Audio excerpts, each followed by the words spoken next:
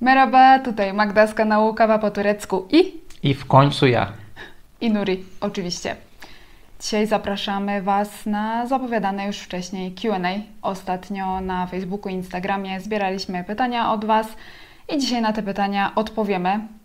Przesłaliście tych pytań bardzo dużo, na wszystkie nie jesteśmy w stanie odpowiedzieć, ale wybraliśmy te, które się najczęściej powtarzały i na to odpowiemy. Tak jest. Więc nie przedłużając, zaczynamy właśnie od pytania, które pojawiało się najczęściej. Kiedy wyprowadzka z Erciś? To jest pytanie, my sami do siebie też zapytamy, bo często wszyscy nam pytają. To jest trochę skomplikowana sytuacja. Dokładnie. Jest to też pytanie, które tutaj na kanale się często pojawia i już kilka razy na nie odpowiadaliśmy i właściwie sytuacja się nie zmieniła. Cały czas system wygląda tak samo. Nuri co roku pracując tutaj w szkole zbiera punkty i później używając tych punktów, jak już mamy do tego prawo, losujemy szkołę. Zazwyczaj latem, w tym roku też to się chyba odbędzie w sierpniu. Jakoś tak. Więc na tą chwilę nic nie wiemy. W sierpniu zobaczymy, w jakich miejscach na terenie całej Turcji są wolne etaty. No i będziemy wybierać. I jeżeli wybierzemy jakieś miejsce, na które Nuriemu punktów wystarczy, no to wtedy się przeniesiemy. Jeżeli nie, to nie. Tak. I wiecie, to tak naprawdę zależy od nas. To jest nasza decyzja, że my stąd do tej pory nie wyjechaliśmy. Bo gdybyśmy bardzo chcieli, to moglibyśmy wyjechać już 2 lata temu. 2 czy 3? Nie, 2. 2. Tak, 2 lata temu moglibyśmy już wyjechać. Tak, bo służba wschodnia już się skończyła. No tylko po prostu z taką ilością punktów, jaką do tej pory Nuri miał, no to mogliśmy się przenieść tylko do miejsc, owszem, na zachodzie Turcji, ale gorzej rozwiniętych niż Erciś, do mniejszych miejscowości. I pewnie znowu w tym roku też tak będzie, więc no cały czas gdzieś tam zwlekamy z tym, no bo Erciś przez te wszystkie lata się tak rozbudowało, tak rozwinęło, że teraz naprawdę już na niewiele rzeczy tutaj narzekamy. No. I ciężko nam jest zostawić tutaj takie miejsce i przenieść się do miejsca trochę gorszego. Na początek przynajmniej, nie? Dlatego cały czas tu jesteśmy. No właśnie, że zobaczymy. Mamy nadzieję, że w tym roku pojawi się na przykład jakaś wioska położona na terenie Antalii, która będzie w miarę blisko do jakiejś miejscowości, żebyśmy mogli chociaż w jakimś małym miasteczku mieszkać i Nuri by po prostu na tą wioskę dojeżdżał. Jeżeli coś takiego będzie dostępne, no to będziemy próbować. Tak, czas pokaże. No ale podzielimy się tym z Wami latem. Albo się uda, albo się nie uda. Tak, zawsze są 2 uda. Dobrze, następne pytanie. Jakie nastroje po wyborach w Turcji? To trudne pytanie, ale odpowiedź jest łatwa, bo rządziła obecna partia i obecny prezydent, dalej rządzi obecna partia i obecny prezydent, więc stabilnie. Stabilnie, jak bez to zmian. Polacy mówią. Tak. Wiemy, czego się spodziewać, także nie będzie zaskoczeń raczej. No bez zmian, nic się nie zmieniło. Tak. Znaczy, na pewno te wybory pokazały nam, jak bardzo podzielone jest tureckie społeczeństwo. Połowa jest zadowolona z wyniku, połowa jest niezadowolona. No ale na tym polega demokracja. Społeczeństwo tak wybrało, więc no cóż. Emocje już myślę powoli opadły, no i wróciliśmy do naszej codzienności. Tak jest. Następne pytanie. Jak wygląda obecnie sytuacja w rejonach objętych trzęsieniem ziemi? No to też jest takie pytanie, że za bardzo nie wiadomo, jaką odpowiedź dać, bo ten region jest od nas bardzo daleko. Około 700-800 kilometrów. Więc nie wiadomo, co tam się dzieje w tej chwili, tylko wiemy w wiadomościach to, co widzimy i mediach społecznościowych. Tak, czyli no tak naprawdę możemy Wam przekazać tylko to, co sami też wiemy od osób trzecich, bo żebyśmy mogli Wam tak dokładnie opowiedzieć, to musielibyśmy tam po prostu pojechać. Wiemy tyle, że do tych miejsc, gdzie można było już wrócić i gdzie można już w miarę funkcjonować, to ludzie tam wrócili i jako tako funkcjonują. A miasta, które są bardzo zniszczone, no to wiadomo, to wszystko jeszcze zajmie bardzo dużo czasu, zanim te miasta się odbudują. To będzie trwało ładne parę lat. Tak, także no sporo ludzi cały czas mieszka gdzieś tam w tych miasteczkach zbudowanych z kontenerów i tak to będzie jeszcze Sytuacja wyglądać. jest cały czas ciężka. Tak. Tak, właśnie. Tam, no tak jak Magda mówi, że w niektórych miastach życie wróciło się pomału do normy. Tak to wygląda w tej chwili. Dobrze. No i następne pytanie, które też już kiedyś dostaliśmy w jednym Q&A. Czy w związku z obecną sytuacją w Turcji rozważacie powrót do Polski? Na razie nie. Na razie jeszcze nam tutaj jest wygodnie. Tak. Mimo wszystko, mimo galopującej inflacji, Tak.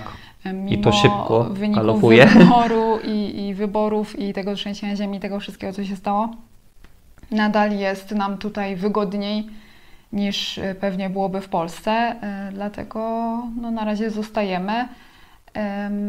Ale no, drzwi do Polski mamy otwarte, w razie czego zawsze można wrócić. Tak, ja to zawsze powtarzam, w razie są, w każdej chwili można pojechać. Tak. Bo mamy taką opcję, taką szansę, więc się nie spieszymy. Na razie jesteśmy tu. Ja wiem, że zadajecie te pytania, dlatego że widzicie, jak mocno z dnia na dzień te ceny w Turcji rosną. Ale no, nie ukrywaliśmy nigdy, że no, jesteśmy w tej uprzywilejowanej sytuacji. Ja zarabiam w obcej walucie, bo na YouTubie zarabia się w dolarach, więc ten kurs liry obecny no, jest dla mnie korzystny. Nuri pracuje w państwówce, więc no, on ma na bieżąco podwyżki zgodne z inflacją, więc no, tutaj no, jesteśmy w takiej sytuacji, że mimo wzrostu tych cen nie odczuwamy, żeby poziom naszego życia jakoś się pogorszył. Także na razie zostajemy. Tak. No dobrze, i tutaj mamy dalej pytanie o Polskę. Czy spędzicie te wakacje w Polsce i czy będą vlogi z Polski? Tak, będą i my będziemy w Polsce bardzo niedługo, dokładnie 17, czyli za tydzień sobotę. Tak. Będziemy już w Polsce. Jak wszystko dobrze pójdzie, to w sobotę lądujemy w Poznaniu, także w tym roku bardzo szybko. I vlogi z Polski oczywiście będą, ale chciałam Wam już tutaj powiedzieć, że prawdopodobnie one będą rzadziej niż w zeszłym roku, bo no, mogłam sobie zaobserwować w zeszłym roku, jak to jest. Próbowałam Wam wrzucać vlogi co tydzień, a potem ostatecznie już potem była długa przerwa, bo już po prostu przestałam. A nie chciałabym robić takich przerw, tylko chciałabym, żeby te vlogi cały czas się regularnie pojawiały, więc myślę, że raz na 2 tygodnie to będzie dla mnie tak optymalnie, bo i zdążę coś nagrać, i zmontować, zrobić napisy, i jeszcze zdążę też spędzić sobie czas z bliskimi bez kamery i bez komputera. Tak jest. Więc, to jest lato, wakacje w końcu. Tak, więc no też bym chciała taki mieć czas, gdzie nie myślę o pracy. Więc no, jeżeli najdzie mnie coś i zdążę, no to będą częściej, ale no już raczej bym teraz zapowiedziała, że raz na 2 tygodnie latem będą te vlogi. Dobrze. Jak się czujesz jako obywatelka Turcji? Co to zmieniło na co dzień? I czy łatwiej Ci będzie teraz znaleźć pracę? No to teraz Ty. Jako obywatelka Turcji, no na pewno tyle się zmieniło, że teraz mogłam oddać głos w wyborach. No i na co dzień nie muszę już kompletnie zastanawiać się nad tym, czy kończy mi się karta pobytu, czy już muszę zbierać te wszystkie dokumenty, czy pozwolenie na pracę, czy gdziekolwiek w jakichś urzędach, jak coś załatwiamy, to już podaję normalnie turecki PESEL i wszystko w systemie się wyświetla. Na tamtym starym PESEL-u obcokrajowca to tak nie do końca wszystko działało, więc teraz jest mi dużo łatwiej pod tym względem. No nie muszę się użerać z papierami już po prostu. Mi też łatwiej. No tak. Bo ja też nie muszę. A czy teraz byłoby mi łatwiej znaleźć pracę? No gdybym szukała, to tak, no bo teraz już nie potrzebuję pozwolenia na pracę. Ale ja nie szukam, bo to moje samozatrudnienie, ta moja działalność na YouTubie przynosi mi na tą chwilę na tyle satysfakcjonujące zarobki, że no nie czuję takiej potrzeby, żebym miała jakąś dodatkową pracę szukać czy pracę zmieniać, więc no, na tą chwilę nie szukam. Ale może byś miała nawet mniej, jakbyś pracowała. Tak, ja jestem zorientowana, jakie tutaj stawki proponują w różnych miejscach, w których mogłabym tu w okolicy pracować, no i wygląda na to, że no nie miałabym lepiej niż mam teraz, więc nie ma sensu. No ale właśnie tu jest dalej pytanie związane z tym. Czy masz jakieś plany zawodowe oprócz prowadzenia kanału na YouTubie? Bo nie ukrywajmy, tematy się kiedyś skończą i co dalej? Tak, może się skończą, ale... Tak, pewnie się skończą i też już momentami to odczuwam tutaj, jak jesteśmy w Erciś, bo no nie ukrywajmy, wszystko, co tu było ciekawego w okolicy i w Erciś, no to już Wam pokazaliśmy. Więc też z tego powodu trochę czekamy na tą przeprowadzkę na zachód Turcji, no bo wiadomo, że wraz z tą przeprowadzką pojawiłoby się dużo więcej nowych tematów. I tam wszystko nagrywać. Jak tam wszystko się skończy, potem znowu następna przeprowadzka. Tak? Całe życie. Chyba już nie, ale słuchajcie, ja nie mam w ogóle żadnych takich obaw, że ojej, teraz skończy się YouTube i co dalej, co ja będę robić.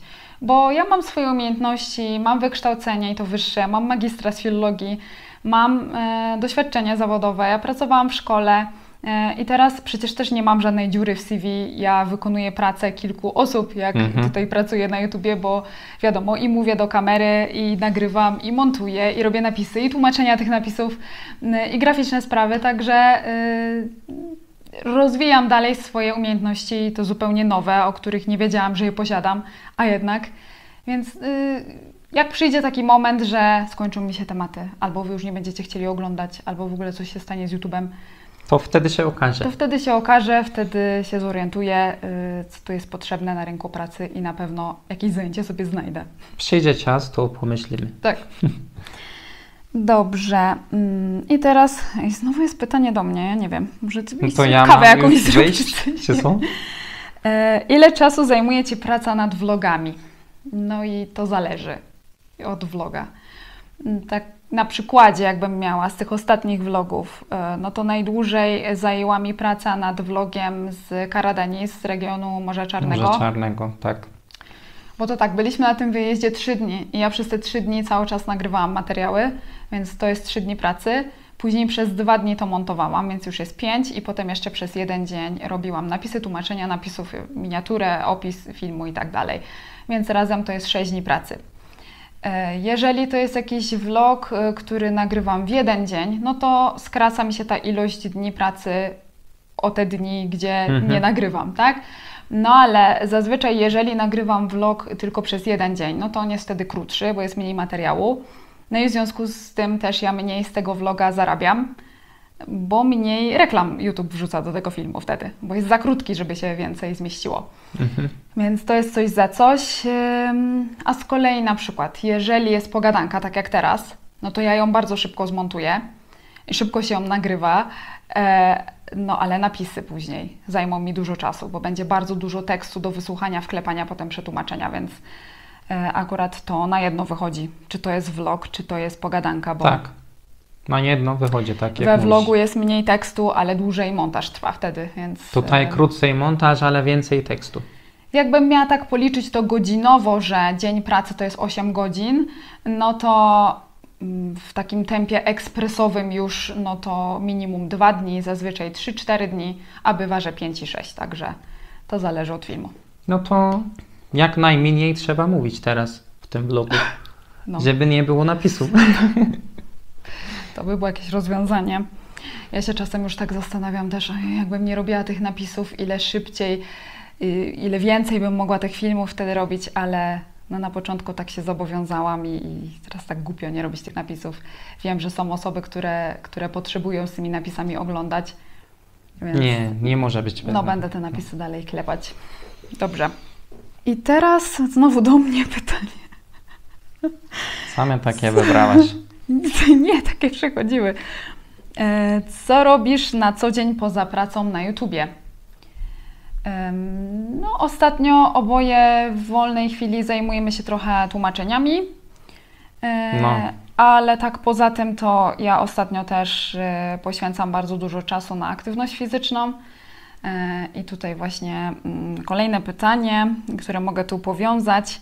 Czy możesz zdradzić sekret Twojej diety cud? Jak udało Ci się schudnąć? Już zauważyliście ostatnio w niektórych vlogach, że jest mnie trochę mniej. I gdzieś tam dyskusja w komentarzach była i sporo pytań o to dostałam, więc to nie była żadna dieta cud, nie ma cudów, nie ma tak, że się leży, jak się schudnie, to będzie cud, tylko włożyłam w to naprawdę dużo pracy. Tak. Mogę Wam powiedzieć, że no byłam na redukcji w deficycie kalorycznym od września przez kilka miesięcy, no i też treningi. I no, schudłam 12 kg, teraz przy wzroście 1,69 m ważę 55 kg. No ale jakbym miała powiedzieć coś więcej, jeżeli Was to ciekawi, co konkretnie robiłam, co mi się sprawdziło, co nie, to mogę Wam nagrać o tym osobną pogadankę.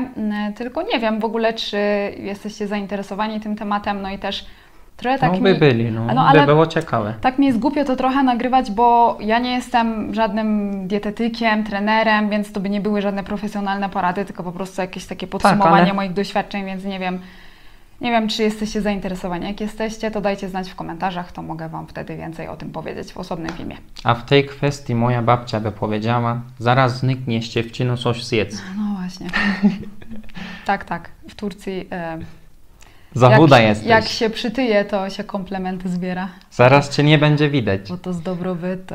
A widzisz, mogłam taką odpowiedź tu na to dać. No słuchajcie, inflacja, no dlatego tyle schudłam. Kurczę, teraz się wydało.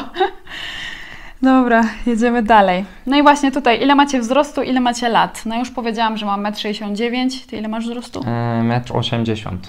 Niecałe tam groszami. A lat, ja w tym roku skończę 32 lata. Ja 18 plus. Ile? Jezu, to policzysz teraz. A Nuri 31. Jest rok ode mnie młodszy. Dobra. No i następne pytanie. Jakie macie marzenia? To teraz Ty coś trochę tutaj powiedz. Marzenie. Od dłuższego czasu moje marzenie jest tak, żeby kupić albo wynająć kampera i pojeździć sobie. Nieważne gdzie. Gdzieś. Może być w Turcji, może być nawet w Polsce, może być po Europie.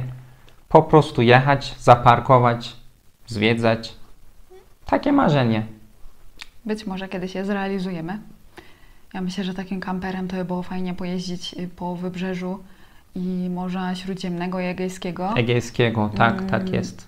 Więc może to zrealizujemy, tylko no na pewno by nam było łatwiej, jak już byśmy w tamtych regionach mieszkali, a nie byłoby jechać bliżej. Stąd no ciężko. Więc zobaczymy, może się spełni to marzenie. A ja jakie mam marzenie? Ja bym chciała, wiecie, już wiedzieć, gdzie jest moje miejsce, bo tak się cały czas czuję, że my jesteśmy na walizkach, że jesteśmy gdzieś tymczasowo. Nie mogę tak, wiecie, się urządzić, jakbym chciała, bo to zawsze myślimy, a takiego mebla nie kupię, a takiej dekoracji nie kupię, bo potem będziemy się przenosić, jak to wszystko spakujemy. I wiecie, też ciężko nam jest, szkoda nam jest po prostu nawiązywać jakieś takie głębsze relacje, więc mamy gdzieś tam tylko jakichś znajomych, a się z nikim jakoś tak głębiej nie zaprzyjaźniamy, bo to potem będzie żal. I to tak wiecie, no już bym chciała móc powiedzieć, że to jest mój dom, to jest moje miejsce i nie żyć w takiej tej niepewności cały czas. I na walizkach. I na walizkach, nie? Więc to mam nadzieję, że się spełni. I jeszcze mam jedno marzenie YouTube'owe. Chciałabym w końcu dobić do 100 000 subskrypcji i dostać ten srebrny guzik YouTube'a. To niedługo. Subskrybujcie. Z napisem kawa po turecku, także no mam nadzieję, że to polecajcie nas. I subskrybujcie, jak nie subskrybujecie. Tak. Dobrze. Do czego nigdy się nie przyzwyczaisz w Turcji? To jest pytanie do mnie, ale może Tobie też coś jakoś bardzo w Turcji przeszkadza. No tak, wiele rzeczy przeszkadzają. Ale tak, że po prostu no nigdy się do tego nie przyzwyczaisz. Chaos. To, co lubię najbardziej w Polsce, że jest porządek, wszystko systematycznie działa i to mi się podoba, a w Turcji jest odwrotnie, co mi bardzo, bardzo, bardzo przeszkadza, niestety. Chyba, nie wiem, prędzej mi nie przeszkadzało to, tylko jak już jechałem do Europy pierwszy raz i wiedziałem, że można żyć tak też, to teraz mi przeszkadza chaos. Chaosu nie lubię. Tak, z jednej strony czasem to ułatwia życie, bo można coś tam gdzieś szybciej załatwić, no ale najczęściej to właśnie utrudnia życie. Ja to sama bym powiedziała, chaos, taki brak zorganizowania i takie, wiecie, taki brak poszanowania innych osób, że nie myślą ludzie o tym, że komuś coś będzie przeszkadzać, że komuś coś będzie z czymś niewygodnie, tylko każdy patrzy na siebie. Ostatnio mamy tutaj taką sytuację, trochę o niej mówiłam właśnie na Instagramie, na Facebooku, ale na pewno są też jakieś osoby, które mnie tam nie obserwują. Słuchajcie, od ponad tygodnia mamy ciągle przerwy w dostawie prądu i co za tym idzie też wody. Tak, bo pompa od wody u nas w bloku działa na prąd, więc jak nie ma prądu, to nie ma też i wody i to ani w kranie, ani w toalecie. I wiecie, to tak nie chwilowo, tylko bywa, że jest kilka dni pod rząd od 9 do 17, tak? Cały dzień nie ma prądu i wody. I nie jesteśmy wcześniej informowani na ten temat. Jak próbujemy do energetyki zadzwonić, się czegoś dowiedzieć, to nikt nie odbiera, tylko leci taka tam nagrana automatyczna sekretarka, że jest konserwacja przewodów elektrycznych i że przepraszają. Jak wchodzimy na stronę energetyki, to co innego w tych ogłoszeniach jest napisane, co innego się dzieje. Więc kompletnie nie da się niczego zaplanować, kompletnie zorganizować. Dlatego też w zeszłym tygodniu filmu nie było na kanale, bo po prostu ja nie byłam w stanie ani kamery naładować, ani się umyć, ogarnąć, ani później montować, no bo nie było ani prądu, ani wody. Tak Więc no nie wiem, co to się dzieje. Mam nadzieję, że to niedługo się skończy. Nie wiem, dlaczego nie robią tego w nocy na przykład, jak ludzie śpią i nie korzystają z prądu i z wody. No nie mam pojęcia. W każdym razie no, bardzo to nam ostatnio utrudnia życie i to jest właśnie taki przykład typowego tureckiego chaosu i braku zorganizowania. Tak. Dobrze, i teraz właśnie tutaj pytanie, czy myślałaś o tym, żeby zrobić kiedyś prawo jazdy? W Turcji na pewno nie. Tak, więc no to jest znowu coś, co mogę powiązać z tym poprzednim pytaniem. W tym chaosie, który tutaj jest na ulicy w Turcji, na pewno nie. Gdybyśmy w Polsce mieszkali, to może bym się kiedyś zdecydowała. Wiadomo, że byłoby wygodniej, gdybym też to prawo jazdy miała, ale tutaj... W sumie tutaj łatwo prowadzić, bo przepisy są takie, że każdy ma pierwszeństwo. Im większe auto masz, to ty jedziesz pierwszy. No właśnie, więc słuchajcie, no nikt nie przestrzega tu przepisów, nikt też za bardzo ich nie egzekwuje, każdy jedzie jak chce i biorąc też pod uwagę, jakie są ceny kosmiczne samochodów, no to ja bym nie chciała tak wyjechać na drogę i od razu zaliczyć jakąś stłuczkę i samochód rozwalić przy tych cenach, więc no nie, raczej tutaj się nie odważę. Kto był w Turcji i widział, jaki jest ruch na drodze, to zrozumie. Tak. Jezu, znowu pytanie do mnie. Jak z tymi kurzajkami? Czy udało się je zwalczyć? To też osoby obserwujące mnie na Instagramie wiedzą, o co chodzi. Ja Was pytałam, czy mieliście kiedyś zabieg wymrażania kurzajek, bo wybierałam się na taki zabieg i trochę się obawiałam, jak to będzie. Wybrałam to pytanie i odpowiadam na nie, bo też chciałam trochę przy okazji zahaczyć o temat służby zdrowia, bo też o służbę zdrowia pytacie często, czy w Turcji ciężko jest się dostać do specjalisty.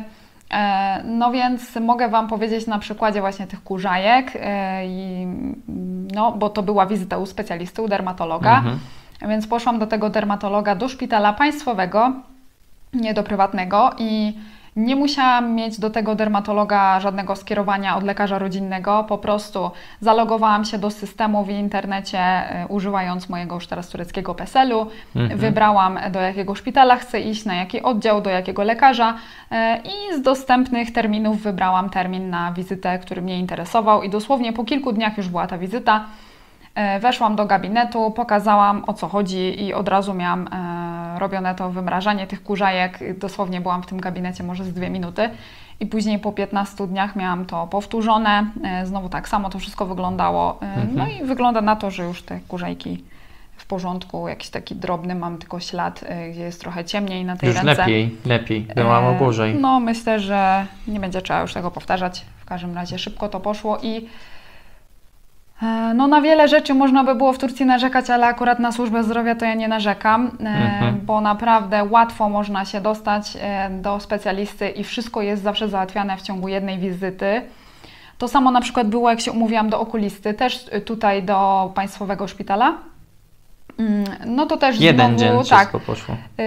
Zamówiłam sobie przez internet tą wizytę, znowu ona tam była po kilku dniach już, miałam takie standardowe badanie wzroku, okazało się, że mam wysokie ciśnienie w oku, więc od razu miałam badaną grubość rogówki, od razu w gabinecie obok miałam robioną tą tomografię komputerową oka, a potem wróciłam do gabinetu lekarza i ten lekarz już miał u siebie w komputerze wyniki z tego tomografu i od razu mógł tam wszystko obejrzeć i stwierdzić, co tam, więc wszystko w ciągu jednej wizyty, nie trzeba było czekać na te wyniki, umawiać się na to badanie i tak dalej. I to samo na przykład jak poszłam na kontrolne badania krwi, to też przychodzi się do lekarza, mówi się co i jak, lekarz na takiej karcie zaznacza, które badania mają być zrobione, z tą kartą idzie się na inne piętro do laboratorium, tam pobierają krew i po 13 już są do odbioru wyniki i znowu się wchodzi od razu z tymi wynikami do lekarza i od razu jest konsultacja, więc wszystko w jeden dzień i w jednym miejscu. Nie byłam na żadnym zabiegu takim, wiecie, jakimś operacyjnym, poważniejszym, nie leżałam w szpitalu, więc tutaj doświadczenia nie mam, na szczęście doświadczeń takich nie mam, ale takie wizyty czy u lekarza rodzinnego, czy u jakiegoś specjalisty to bardzo sprawnie. I tu w Erciś, i w Burdur, i w Antalii byłam też w szpitalu, także no... Spoko. Tak, sprawnie, bardzo sprawnie. Dobrze. Gdzie polecacie spędzić wakacje w Turcji? No, w wybrzeżach Morza Śródziemnego i Egejskiego. Tak. A jak ktoś chce nie plażowanie, nie spędzanie czasu w hotelu, tylko zwiedzanie, to różne są opcje. Stambuł, Kapadocja, Izmirze są różne miejsca. Morze Czarne możemy polecieć, ale to trochę daleko akurat. Jakby ktoś chciał jechać dalej, to tak, ale jest daleko. Na wschodzie też są różne rzeczy. Tak.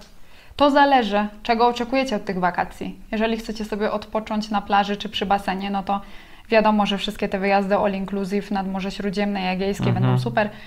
Jak chcecie zwiedzać, to ja myślę, że na pierwsze takie zwiedzanie to Stambuł byłby super. Tak, Stambuł. Jak chcecie zobaczyć taką inną Turcję, nie taką, która się Wam kojarzy właśnie z palmami i z upałem, no to rejon Morza Czarnego. Także no, myślę, że każdy coś by mógł sobie tutaj w Turcji znaleźć dla siebie. Tak, tak jest. No i słuchajcie, ostatnie pytanie. Zaczęliśmy pytaniem jednym z tych, które się najczęściej pojawiały i też takim pytaniem będziemy kończyć. To właśnie drugie najczęściej pojawiające się. Czy planujecie powiększenie rodziny? Nie. Na tą chwilę nie. Dostajemy to pytanie często i pojawiają się też często komentarze typu: ale byście mieli takie ładne dzieci, może już czas, by tak ładnie wyglądały między Wami. Słuchajcie, dziecko nie jest do dekoracji. Myślę, że sobie zdajecie z tego sprawę. Decyzja o powołaniu nowego człowieka na świat to jest bardzo poważna, odpowiedzialna decyzja, na którą my po prostu nie jesteśmy gotowi na tą chwilę i nie wiadomo, czy kiedykolwiek będziemy. Także nie, na tą chwilę nie mamy takich planów. Tak, a poza tym takie pytanie zadając komuś, ja bym nie zadał, bo może powiedzmy ta kobieta może mieć choroby albo mężczyzna może coś już przeżyli, nie? Tak. Różnie bywa, tak. Może nie mogą mieć dzieci. Tak. Chodzi o to, że słuchajcie, bądźcie ostrożni, jak zadajecie takie pytanie. Najlepiej w ogóle nie zadawajcie takich pytań, bo nigdy nie wiecie, co te osoby przeżyły, w jakiej są sytuacji. Można komuś przykrość po prostu zrobić takim pytaniem. No akurat u nas nie ma takiego problemu, bo my nic tutaj przykrego w związku z tym nie przeżyliśmy, to jest z naszego wyboru. No ale nigdy nie wiecie, szczególnie obcym ludziom po prostu nie. Takich pytań nie zadawajcie, a myślę, że bliskim nawet też nie, bo jeżeli ktoś będzie się chciał z Wami takimi informacjami podzielić, to się sam podzieli. Myślę, że nie ma co tutaj takiego pytania zadawać. Tak. No dobrze. To wszystkie pytania, jakie Tak, zapisałam. To wszystkie pytania. Jeżeli nie odpowiedzieliśmy na jakieś Wasze pytanie, no to może następnym razem. I dajcie mi znać w komentarzach, czy chcecie ten film o tej mojej diecie. Jeżeli tak, no to pewnie jeszcze w tym filmie się zobaczymy, a jak nie, no to już w jakimś vlogu z polskiej ziemi. Także do zobaczenia w następnym filmie. Görüşürüz. Bywajcie.